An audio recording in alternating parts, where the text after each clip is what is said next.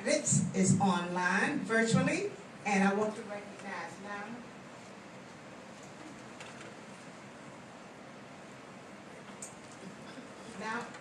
now I want to recognize the Miss Audrey Graham.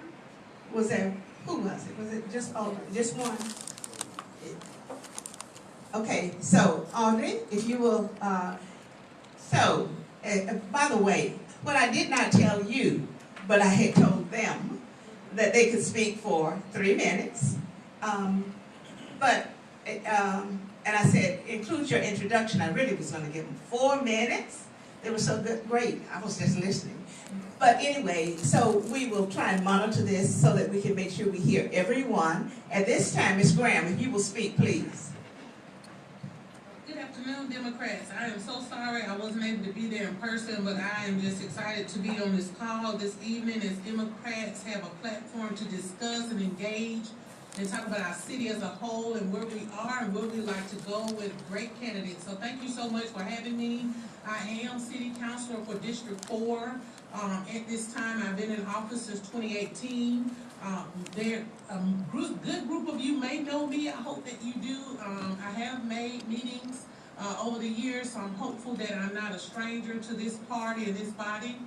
Either way, my platform was in 2018 and is today the same. That we will work to strengthen our communities, we will work to build economic growth, and we will work to find ways to advocate as well as support programs and profits and nonprofits that work for our youth. They are the future of tomorrow. I have worked on all 3 of those platforms and others as well. One thing, if I like, because I really don't want to spend much time talking about me, I kind of want to jump onto that question that we just mentioned, but I don't know if you want me to just talk a little bit more about me, or can I just answer that question? Go ahead and address the question, Ms. Graham. Okay, great. That question, I think that is a perfect question, and thank you so much whoever posed that question to the panel. That question, I think it really holds the little knowledge that I've gained since I've been there since 2018, and I feel that we have to do both. We can't give up on one side. We have to work both sides of that. Reason why, when we talk about generating funding with Parks and Rec, we're not talking about community centers. We're talking about the tournaments that we put on. We're talking about the ESPN games that the city of Montgomery hosts yearly, annually. Those events generate funding that goes into Parks and Rec or the general budget, and we don't allocate them for Parks and Rec, and we may should. But those fundings could be what we use to keep the community centers open. They also could be what we use to fund these community centers because we do need tech upgrades. We do need someone there 24/7. Well, not 24/7, I'm sorry. 8 to 5 at the community centers. They won't be open if we don't have anyone there manning them. We do need supplies in the community center. So absolutely, we want to bring programs. We want to bring the after-school programs. We want to bring programs for seniors, but we can't do them without the funding to do these programs. So absolutely, the City of Montgomery Parks and Rec Department needs to continue to have the tournaments, needs to continue to have the ESPN games and any other activity we can bring into these large centers that we have that can generate funding. But when it comes to our community centers, they should be open for free. There should be no charge to anyone in the community. When it comes to the Boys and Girls Club, which is not a City of Montgomery program, but we partner with them heavily. We should be partnering on every end. When it comes to the YMCA, it is not a City of Montgomery program, but we should also partner with that. And with that, for just a moment, if I might say, in District 4, we had a membership drive for the YMCA. Kershaw YMCA was a YMCA that was open Monday through Friday from like 3 in the evening to 7 at night. That's it. That's all they offered the people in District 4 because they were saying our membership number was so low. So what we did, I sat down with the leaders over there at the Kershaw Y, and we came up with a fundraiser. We actually paid the membership for a full year for anybody in that community who wanted to be a part of the YMCA. That membership number went so high, now that Kershaw is open 7 days a week, offering additional programs, looking forward to sponsoring the youth this summer, having them there. As a matter of fact, they had a fundraiser. They're at 115% of that fundraiser by the time I talked to them just the other day. So that YMCA is flourishing, but of course it comes from those leaders that we have, like myself, who wants to see what we have for our youth grow. And that's just only one of the things. opportunity to accomplish my time in city council, but I look forward to doing so much more. But those are the type of partnerships we got to have. It's not one person, not one counselor, it's not the mayor by himself, it's not one person, one vote. It's going to take all of us to get in here, figure out solutions for issues that we have, and work toward them together. Sometimes we don't see a picture the same, but we got to remember that we're not here for us, but we're here for those that who have elected us to serve them. And I think if we do that, we do well. Thank you so very much. Okay, before we move further, I want to acknowledge my counterpart in this city, the Honorable Joe Morgan Reed, who is the chair of the Montgomery County Democratic Conference. Okay, the Montgomery County, and also there are other members. Sheena is a member. You're a member of this executive council, and we also have Mr. Larry Maxwell. I'm about to say Matthew. I knew it was old age. Forgive me. Larry Maxwell, who are here with us also. Thank you for your presence. Okay, other questions? Let me look. Are there? By the way, while I'm in this pause, is it okay for each of you if we place this picture on our Facebook page as candidates? Anyone objects? Just let me know, and I won't have it posted. Anyone? You want to talk? Is it okay, everyone? Okay. So you will see this panel on our Facebook page, and yeah, Sandra will get that posted as to this program. Do know, as I said at the beginning, we will also have candidates at our next meeting. Please feel free, every one of you, to come back. You can't say your platform enough for us, and I will make sure that you get an opportunity to speak at our next meeting in June. Maybe not as long as the ones who haven't had a chance to, okay?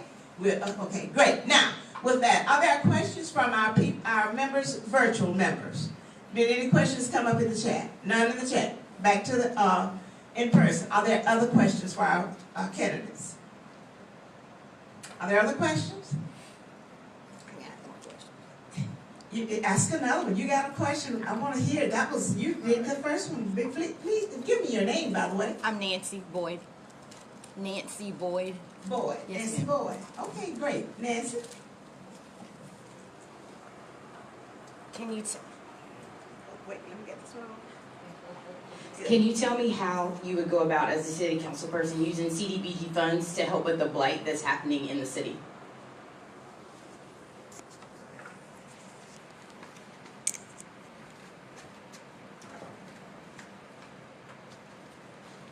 Hello. So as I stated, being an entrepreneur here in Montgomery, it's definitely hard for us to come by. How can I say it? It's expensive to start a business here, especially with the rents that are currently raising. As we know, landlords are in control of the rents. So when it comes to the commercial properties that have been left previously by businesses that did not thrive in Montgomery, I think we can use those funds for entrepreneurs who are looking to get a start, whether it's to rent out the buildings or whether it's to purchase it. That way we know that someone will be in these buildings, and of course there will be the upkeep. However, with that, we need to make sure that if their business does not thrive, which we of course want them to, we need to figure out a plan for, what's going to happen with this building, so that maybe we can get another tenant in or somebody else to purchase. So the funds are there. Let's get those local entrepreneurs who want to bring their business to Montgomery or that are here in Montgomery already into those buildings to cut down on the blight. And it's going to be the same with the residential properties as well. We definitely have to have a game plan, and let's help the entrepreneurs out. Thank you. The CDBG is Community Development Block Grants, which is a program through HUD. And one of the major issues that we've had in the city is not on ideas on what to do with the funds, it's on organizations being qualified to be able to receive the funds. And so there's a whole process where you're required to sit in a sitting room and then apply in a very lengthy application process. And we found that as a tool when we were doing work at the Beacon Center, when we received a HRSA grant, an application of over 100 pages to be able to do quality work in the city. And so when we look at CDBG in Montgomery, the issue is not finding ways for the funds to go, It's getting organizations qualified to be able to receive those funds. Do they have the necessary accounting process?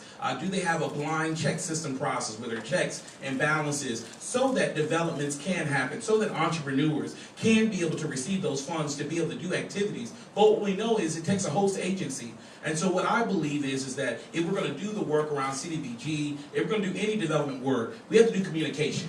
We have to do teaching. We can't just launch a program without creating a way, or as we say in my campaign, building a bridge to District 2 without a bridge. We need a bridge to be able to get there. And so growing up, there were many who helped me along my way, and I believe that we need to help those in the community to be able to access those quality programming.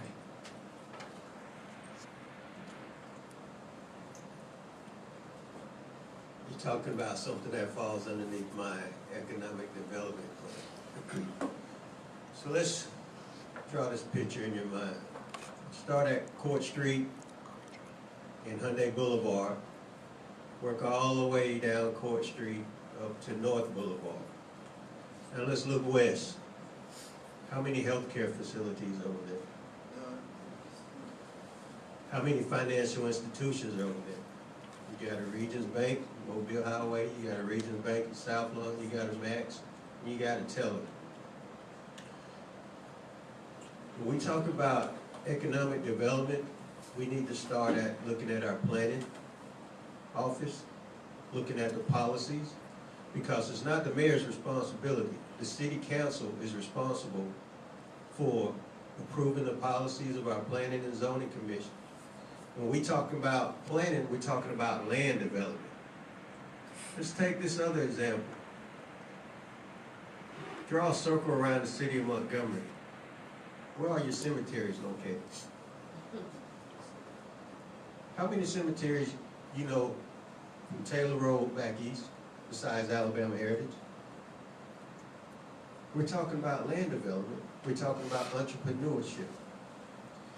My solution is the Black Chamber of Commerce, because I know many black-owned business entrepreneurs in this city who don't even consider joining the Chamber of Commerce.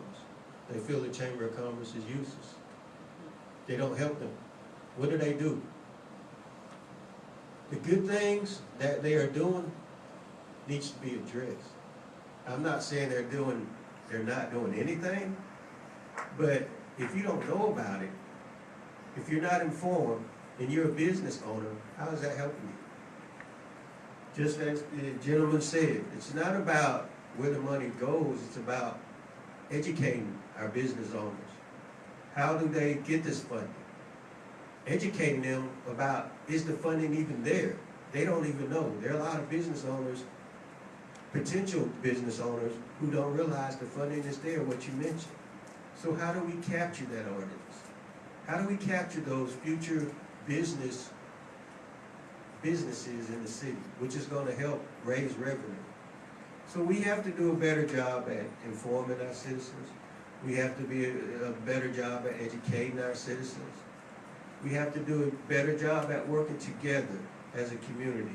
Don't be so wrapped up on what this person has or what this person is trying to get so that you're bringing them down. But we as a community, and when I say community, I'm not just talking about the black community, I'm talking about all of us. Because when we talk about city councilmen, we're not just referring to our district, we're referring to this city as a whole. And it's not just one of us, it's all 9 of us that have to come together. And sometimes what goes on in District 4, 5, 6 might not be what I need in District 8. So as a councilman, it's incumbent on me to address those issues, to uplift the community as a whole. Me personally, I think right now, when you look at all the districts across the spectrum, you're going to find some type of blight. Grants are really not the problem. Getting people the information is the problem. Just like we're here today, I think we need what's called the Economic Development Forum, a quarterly Economic Development Forum, for us to come in and educate certain people in the district or across the board through Montgomery and let them know, hey, that there are resources out there, whether it be through grants, whether it be through the city, whether it be through civic organizations. We need that resource to let people know that, hey, there are funds available out there. Now, in terms of my district, in District 5, there are over 20, I've counted, I believe there are more, over 20 dilapidated buildings. Here, and a lot of people don't know it, but Montgomery, I believe, ranks in the top 10 for the top black entrepreneurs here across the nation. We have a lot of black entrepreneurs here, and they are doing extremely well, extremely well. But what's the problem? The problem is the buildings have sat too long, the buildings have been there too long, and nobody's utilizing them in a productive way. So we find ourselves on the outskirts of the city, or we find ourselves on the inside of the city, doing things that we shouldn't normally do. So what do? Again, we have to educate ourselves and educate, bring in, have an economic forum and let people know that there are resources out there. Now, we can't do it all with the city council. City council is not going to do it all, but it's going to take an assertive effort on all of our part to make sure that we're educated and make sure that people know what we have going on is going to be, that's going to benefit them for the future. Yes, when it comes to that question about blight, thank you so much for that question. That's a great question because that is a issue in District 4. I have worked with our Economic Development Department about blight, about rehabbing, because we have a lot of homes that are older that also need some rehab on them. So there are so many different ways we need to touch the community, and I feel that's what our job is, to really make sure we have an opportunity to do that. That grant money is mandated by federal regulations, which will limit how we can use that money. When it comes to blight, one of our biggest issues is that the property's been abandoned and left. In the city of Montgomery or the state of Alabama, we don't have the legislation in place to just go and take these properties after they are abandoned by family members or people have passed away and there's no one left to take the property. So it's just kind of left out there, no taxes paid, it becomes a state property. The state will not do anything with it. People buy who live in other states, they won't do anything with it. They sit on it for years until they feel the area's coming up, and then they come back and try to do something. So we have so many issues going on that face communities like the one I represent, that's keeping us with blight just at an extreme high level. But we've got to figure out how to bring that down. So I would love to see block grant money go in to deal with that blight, but because of the federal regulations, we can't utilize that grant money on property that the city does not own. We can't take it and put that money to deal with tearing down a property or building a house on a piece of property of someone else's unless they apply for another program. As mentioned by some of the other candidates on the forum, there is an education process that has to be rolled out in the community, as well as some non-profits and for-profits that come in, apply for certain grants and use that money to go out and then work in the community that way. So there are so many different components in place, but when it comes to from the city stand, and then the city council, what we do is we vote for that money. We vote for the economic development team to go off and apply for those grants, that CDBG grant money, and then when it comes back, it's administered or it's carried out by the administration. That department actually, it gives those grants out. It does not come back to the council to do anything. We will vote to agree for the city of Montgomery to pursue the grants, but that's about as far as we get, unless we can get an opportunity to be at the table, and that's not often. But anyway, nevertheless, but we would love to use that money to help with blight, but there are so many regulations, and I want to be honest with you. I don't want to sell you a pipe dream and tell you we can go and take this grant money and do something we can't do. I'm going to tell you the truth, and you better believe I have investigated and I've looked, because District 4 is faced with that in a real high number. So I'm looking to see how can we take this money and bring it in the community. With that said, I'm very grateful that Terry Sewell, our U.S. Congress representative, has allocated $4 million to address blight in her district, and District 4 sits in her district. So now we're waiting for the city of Montgomery to tell us when and how we would use that money, but I have questioned on multiple times about those $4 million that have been given to the city of Montgomery to use. So we're absolutely, it's an issue that we have, but with the restraints that we have, we can't just take that money and solve this problem. I want you to know the truth, because I don't want you to say we lied to you when we left here. We get elected or re-elected, and then you said blight ain't dealt with, and I just want you to know that CDBG grant block money cannot take care of this problem. It's a little bigger than that. Thank you so very much. Okay,